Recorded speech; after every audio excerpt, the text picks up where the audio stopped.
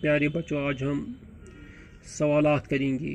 پہلا سوال ہے، مہجور کا پورا نام کیا تھا؟ پیارے بچوں، اس کا جواب ہے مہجور کا پورا نام پیر زادہ غلام احمد تھا۔ دوسرا سوال ہے، مہجور کہاں پیدا ہوئے؟ مہجور متری گام ضلع پلوامہ میں پیدا ہوئے۔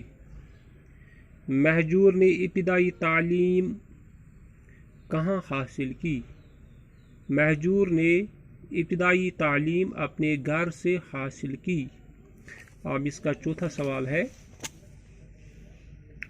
مہجور نے پنجاب کا پہلا سفر کب کیا؟ مہجور نے پنجاب کا پہلا سفر 1905 میں کیا۔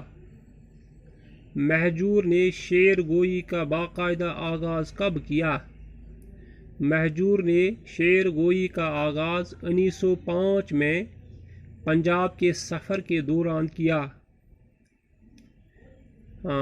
اب اگلا سوال ہے، پٹواری بننے کے بعد مہجور کہاں کہاں رہے؟ پٹواری بننے کے بعد مہجور لداخ، کرگل، حاجن، سورسیار، ہندوارہ اور آری گام میں رہے۔ اب ساتواں سوال ہے، مہجور کی چند کتابوں کا نام بتائیے۔ پیارے بچوں، اس کا جواب ہے مہجور کی چند کتابوں کے نام یہ ہیں، حیات رحیم، پٹواری۔ مہجور کا کلام کن زبانوں میں ترجمہ ہوا ہے؟ مہجور کا کلام انگریزی،